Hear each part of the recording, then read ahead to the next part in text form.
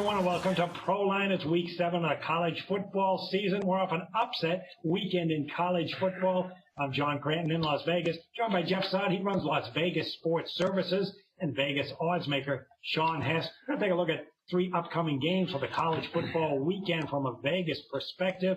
We had top 25 teams went 6-10-1 against the spread. Loads of upsets this weekend, including number 2 or 3 Alabama, and of course Oregon going down on Thursday, getting the weekend going. That can mean situational bounce back spots as well as letdown spots for the weekend. Sean, is there any validity in those bounce back spots?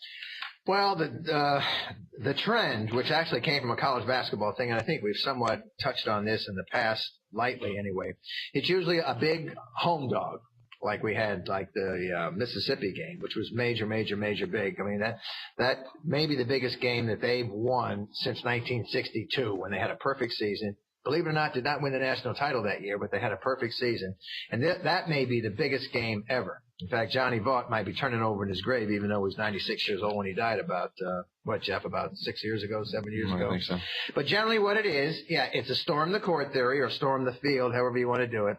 And it's a top 2 or 3, 4 or 5 ranked team that goes on the road to a home dog and gets beat straight up.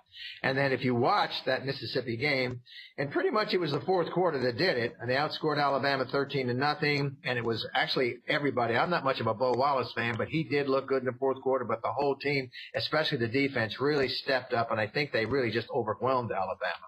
But if you watch the game when it was over with, the police were trying to at least arrange for the 2 coaches to get together, and were barely able to get it done because those kids just came right out of the stand, and it was a packed house down there in Oxford.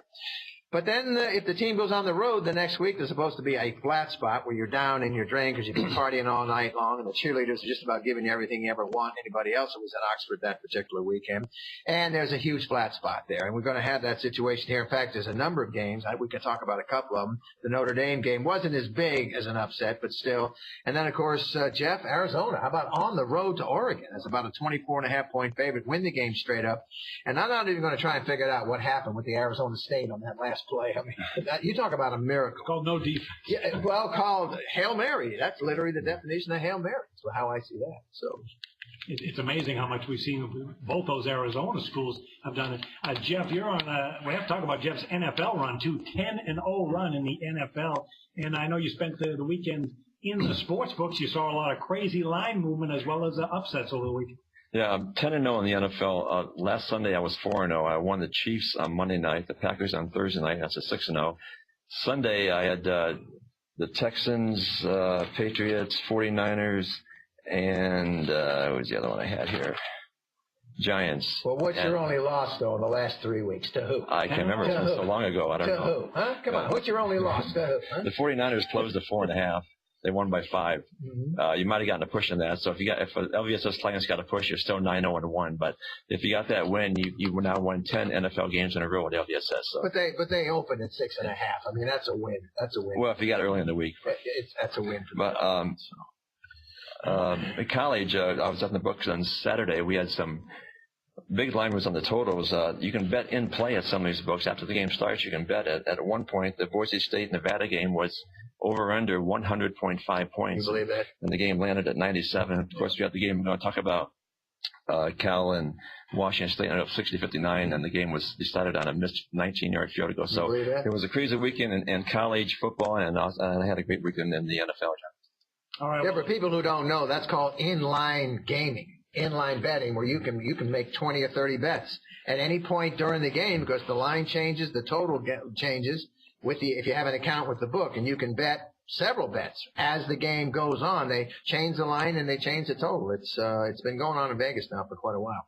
Yeah, a couple of those upset teams coming in the letdown spots for this weekend we're going to be taking a look at. But first, let's start with this Friday game. It's a Pac-12 matchup between Washington State and Stanford. You get Stanford opening a 17-point favorite. Stanford 1-1 here in the Pac-12, and Washington State 1-2. The last 12 meetings between these teams, it's been the defense that has dominated, 8-3-1 under the total. It's a revenge game, too, if you want to call it that, as Stanford was only an 8.5-point favorite at Washington State last year. Won the game 55-17. They really dominated with 506 yards, including 238 rushing.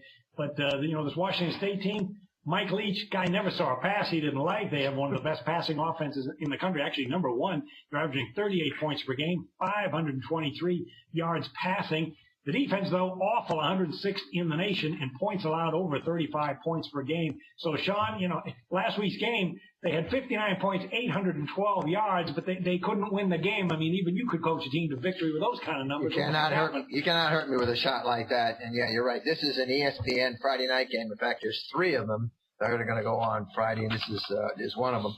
And we were just talking about in a week of upsets, which is now created, by the way, a real cloudy picture for the college playoff scenario, which will be coming up in about another 6 to 8 weeks down the road.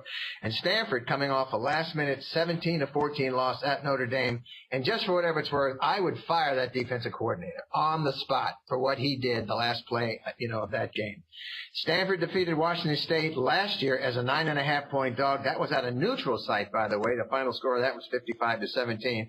In fact, Washington State, in their last 6 meetings against the Stanford team, how about 0-6 straight up, just 2-4 against the bookie, and they lose by 28 points a game. But those 2 covers, last 2 times they were on the road, they got the money, even though they did not, get the win. Let me see. Washington State went to a bowl game last year. They lose late to Colorado State as a 4-point favorite. I always look at how they end a season. They lost 48-45. They lost the game as a 4-point favorite. Washington State goes as that quarterback, who's a great passer. His name is Connor Halliday. I believe I got the name right. Jeff will correct me if I don't. This kid has 26 touchdown passes, 7 interceptions, but no defense. Washington State, that's why those totals keep going up. No defense. Stanford. Let me see. They're 3-2 straight up. How about 0-4 to the under? And by a lot. Their games, the last 4 games, have gone under the total by 31, by 18, by 15, and by 15. So even though there's no defense here, you might want to look at that side of it. But Stanford 1-0 in the division in the Pac-12 North. They travel to Arizona State next week. I would think they'd want, if they're going to bounce back, look at the bounce back thing. This would be the time to do it. It is a lot of points, but Washington State, no defense. Jeff, I'd lean to Stanford in this game. Yeah, I'd lean to not play in this game, really. If you got to take a side here. That's a stand, all right. Yeah, that's a stand. That game Saturday, the Cal won 60-59. Connor Halliday broke the NCAA record, 734 yards by 6 touchdowns. Jared Goff threw for 527 yards, 5 TDs, and the game came down to a missed 19-yard field goal. I mean, it's ridiculous.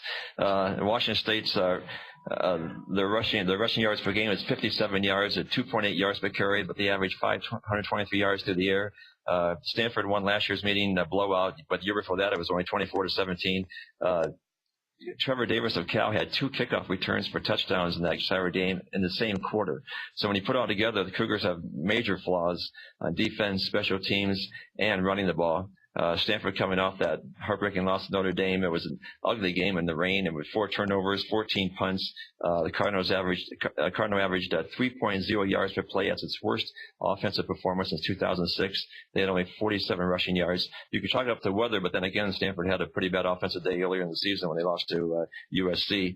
The Cougars have kept it close in every game. The largest margin of defeat was 11 points versus Nevada. Stanford's coming off that emotional loss. Not showing much offense this season. It's a lot of points to lay.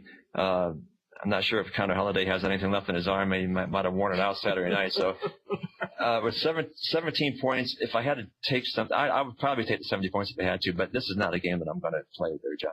Well, I'll take a stand on this game. It's a classic contrast in styles here. You got the great Stanford defense, still number 1 in the nation in points allowed, 8.6.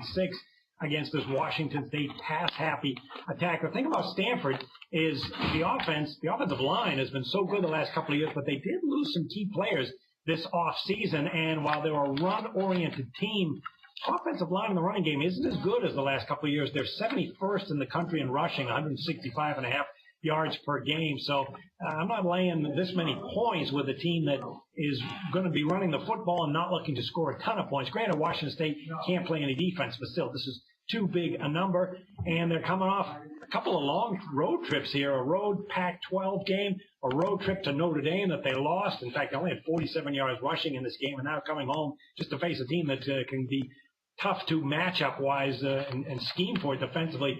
Mike Leach, I guess you'd call him the king of backdoor covers with this passing offense. They're never out of any game.